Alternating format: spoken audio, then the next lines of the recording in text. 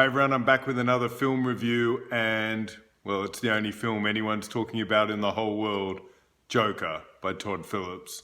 And we're going to do our usual thing, so 1 minute, whether to see it in the cinema, and then we'll talk a little bit about the film and then a lot of discussion in spoilers. And this film, I've been thinking about it for now about 4 days, and even though I've come up with my opinion, be quite willing to listen to someone else's. So is this worth seeing? Well, this has polarized the critical community. Won in Venice, and yet has gotten some of the worst reviews and some of the best reviews. And I've come down on the side of magnificent. I just think it's brilliant, but I also think it's really a dangerous film. So I think you definitely have to see. If you're anything to do with a love of films, you just have to see it, even if you end up hating it, because this is the kind of film that people are going to be talking about, contextualizing, and it's definitely going to be in the running for the Oscars with Joaquin Phoenix's performance. Okay, so we'll be back in a second, and we're going to start to get into this film. Okay, so let's talk about the film itself rather than the message for now, just the technical aspects. So this is a Todd Phillips film. Now you probably know Todd Phillips' name because he's made some really big films, but they're all comedies, and they were films such as the Hangover series, which personally I didn't really like, and Old School, which is kind of okay, even though it had a lot of comedians I really enjoy. And it's always, he's got quite a nasty streak in his comedy. So in some ways, maybe it's not a surprise that he's made a film which is really, if not nasty in itself, is tapping into some sort of really negative energy. Now, really, it's in a lot of ways just a one-man film, and that's Joaquin Phoenix plays Joker, but he's not really the Joker until, well into the film. He's mainly Arthur Fleck, and lives with his mother in a rundown apartment, and that's Penny Fleck, and she's played by Frances Conroy.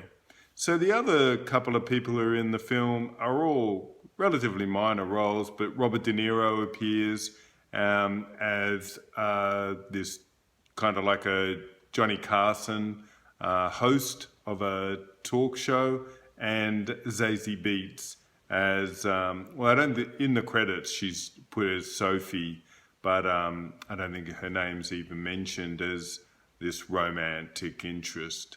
But essentially it's just Joaquin Phoenix playing this rundown, both morally and also in terms of just his career aspirations, which are to be a stand-up comedian, and his day job is a clown who goes to various events, advertising, and he is really just slowly being submerged by society. And even more so because he suffers from a Tourette's-like condition in which he will at times be socially immobile because he will be laughing even though it's inappropriate, and he'll give a card to someone to say, look, I'm not laughing at you, this is a condition. So that's something we're going to get back to, because whenever you introduce something like that, or mental illness, that becomes both powerful and dangerous. So you see this guy slowly get beaten down by society, and then at some point things start to crack. Now, in terms of just the technical aspects of the film, this has a lot to really look back at film history, because the film is set in Gotham, but it's really New York, and shot mainly in Brooklyn, I would imagine, and it is really hearkening back to the 80s and late 70s New York. So the film in a lot of ways is a combination of Martin Scorsese's Taxi Driver and King of Comedy. In fact, it takes a lot of beats from both films, but also there's a lot of The French Connection by William Friedkin, and it is always tipping a hat to the type of New York of the 80s, where there was a famous garbage strike, where there were some vigilante crimes, the subway killer, and he's kind of mishmashed it all together. So in terms of filmmaking, I think it's absolutely brilliant. I mean, it's beautifully made. It is a really well-crafted film. The score is really good. The shots are beautifully composed.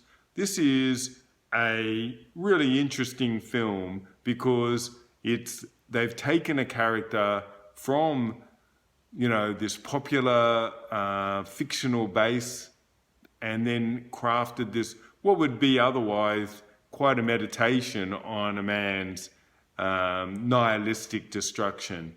But by calling it the Joker, all of a sudden everyone's interested, and it's made a ton of money.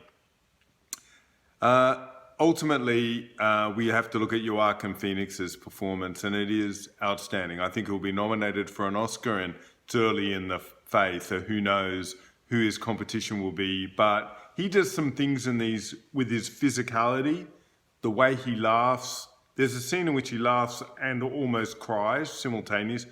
I'm not sure how he would have even controlled his face to do that. There's some dancing he does, which is just so scary and leaden. Really, you can't take your eyes off it. But he also does this very strange run. And you'll recognize it when you see it, because famously, whenever you see a cartoon and you see a clown running, they've got those huge clown boots on and they run kind of weird. He does that run, but when he's wearing normal shoes, it's kind of amazing.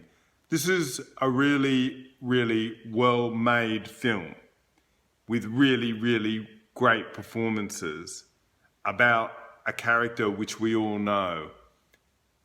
But does it say anything? And we'll come back to discuss that in spoilers.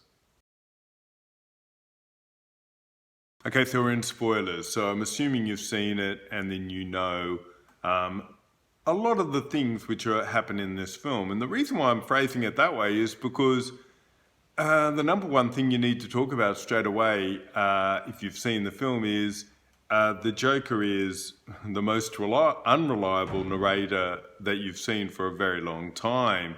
And it is not quite clear, although Todd Phillips kind of, I think, a little bit clumsily tries to show that you can't trust what he has shown you through his eyes, most noticeably with thinking that he has a relationship with Sophie, which he obviously doesn't, and which I never thought he did for a moment. It was pretty obvious to me.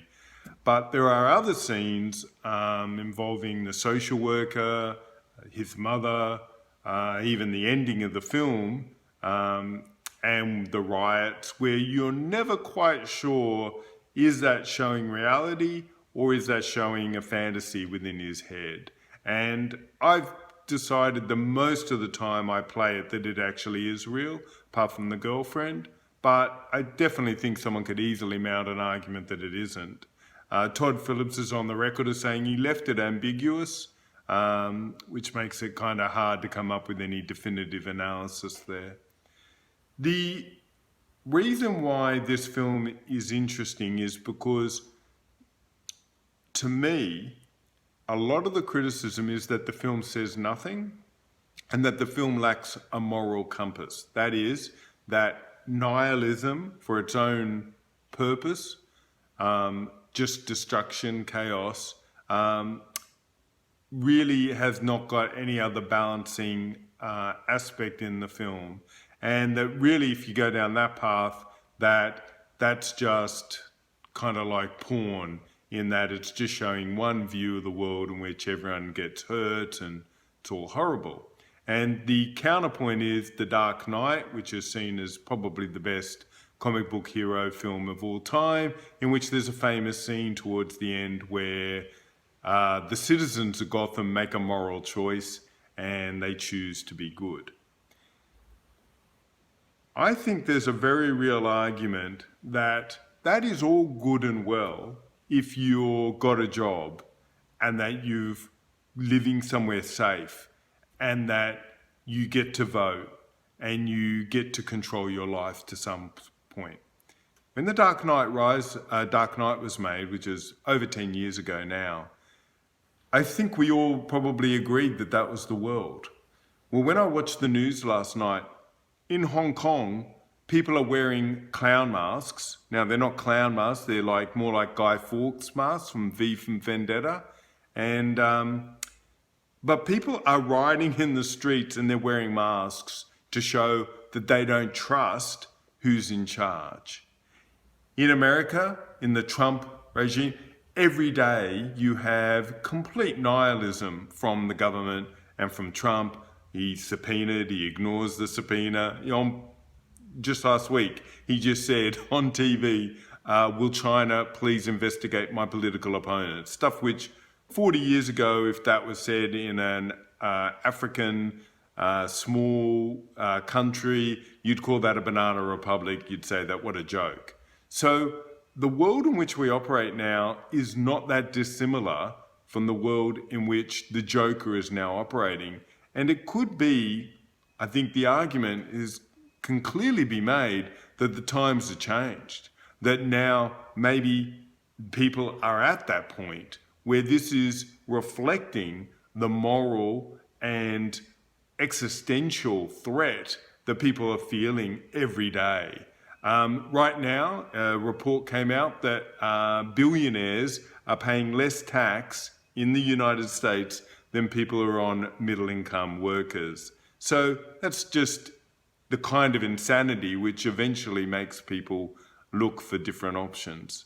I do think that the film is dangerous. And what I mean by that is it is very easy to think that because you're sympathetic with Arthur Fleck for at least 2/3 of the film, that the audience should be sympathetic with him by the end, when he is by then a cold-blooded killer, quite insane, and leading these riots.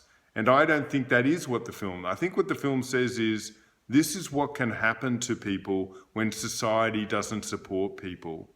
And I think then by the end, you're supposed to have given up your sympathy to Arthur Fleck. He's gone too far. But you are supposed to still retain sympathy with the rest of the people in that city who are understandably just starting to go that this is crazy, that society is starting to break down. The other thing that I wanted to talk about is what will be the toxicity of this film going forward.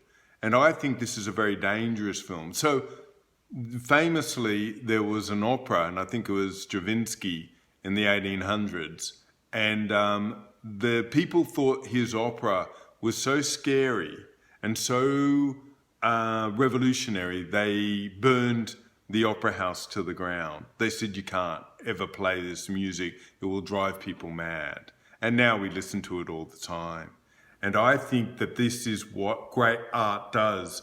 Great art means you need to look in the mirror and you need to be confronted by the image back. And it could be that this film will say much more about the world on the tipping point of climate change, on corruption, on the Trump regime, than maybe other films which will be quite sober into talking about inequality or something like that. Maybe this film feels so uncomfortable because it gets the guts of what it feels like to be part of this world. I do think that I am a little bit worried that it'll become symbolic, that the incels and people who feel neglected by society will co-opt it and claim it as their own, thinking that the film is celebrating people rising up and doing violence and really just being validated that they're seen in this film. rather than taking really ownership of their life and what they do. So I do think that could be a worry leading off into the future. And already there have been warnings that people can't like go to the cinema in masks and that because of shootings in the past. I think that's where we're going to end it. I really do think that this is a very strange film because I could easily have a conversation with someone and they'd go, no, this film doesn't say anything. And I would be open to that. I'm yet to be persuaded, but I can see how problematic this film is. So that's it for today. I'll be back with other reviews coming up. And if you like what I'm doing, hit like, subscribe. If you want in-depth kind of analysis, not just 2-minute stuff, this is where to come. And I'm on Twitter at Guru Eden. And I'll talk to you soon. Bye.